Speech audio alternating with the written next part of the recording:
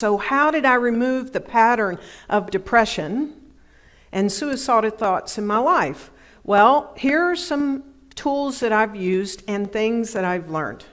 And they're based on imagination, intention, energy, and more. So one thing you can do is to get quiet, to sit and be. And the important thing is, as we sit and we get quiet and we be, begin to look around. See, I always go out in nature for this as best I can. And I look around and I start looking at the sun. I start looking at the trees. I start listening for the birds singing. I start watching life be life and observe the life and look at that life and connect to that life and sit and be quiet and be. And as I observe life, it can be anything from ants doing their thing to the wind blowing, whatever it is. As I look at life, I begin to know that this life is my life. This life is my life. That is greater than me, is my life. And I've done this over and over again. The other thing that I use all the time is, and another thing that you can use, is to listen. That's the next thing. I use this tool is to listen, to pay attention, to be present in this moment.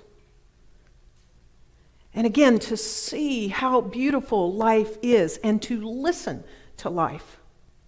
To listen to the child giggle, to listen to the bird song, to listen to life all around me, to listen to whatever it is, and to begin to imagine.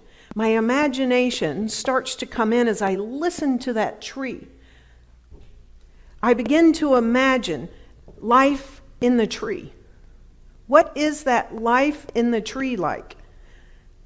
And then I begin to imagine that this life in this tree, this beautiful old tree, I begin to imagine that that life is actually the same life in me. That grounded tree, I listen to the groundedness of life. I experience that groundedness of life, that is the life of me. And I begin to imagine, I use my imagination, that this same life in that child, this same life that I hear in the birds, this same life that I listen in the breeze of the tree is the same life in me.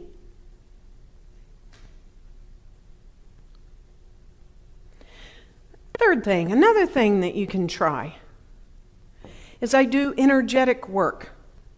I'm an energy kind of person. Not everybody is, but I use energetic work.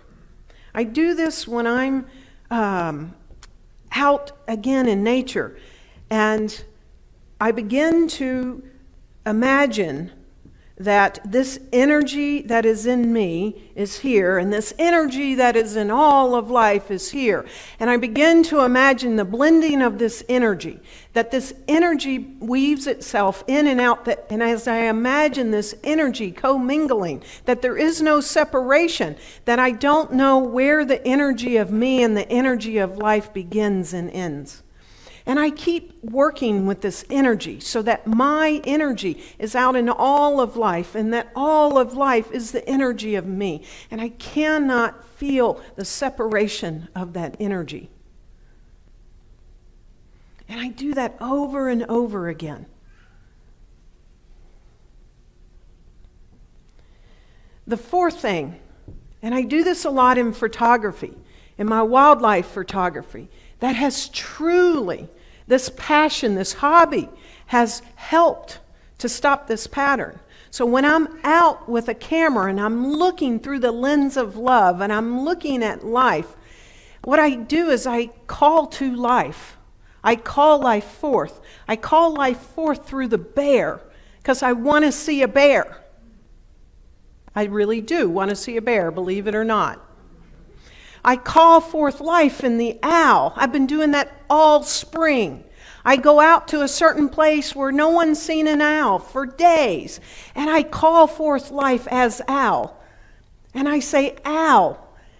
Owl wants to see itself through the lens of God. Through me, it sees itself. And so I call forth and call out life. I call it in. And that, I have to say, not only has it helped me in these moments, but I get to see more animals than most people do because I'm calling in life into me, through me. The fifth thing is I have anchor moments, significant anchor moments in my life that have occurred. I swam with a sea turtle in Hawaii, and it's like all of life fell away, and I was one with the universe because I was swimming with a sea turtle while snorkeling one time.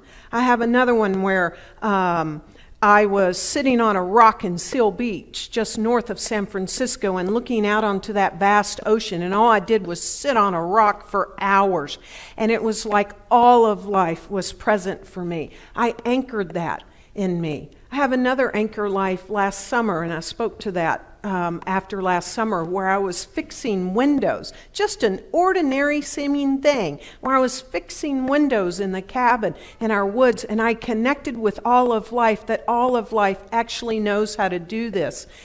I didn't know I could, and it just became this huge anchor moment where tears were rushing down my face for just the experience of that in my life.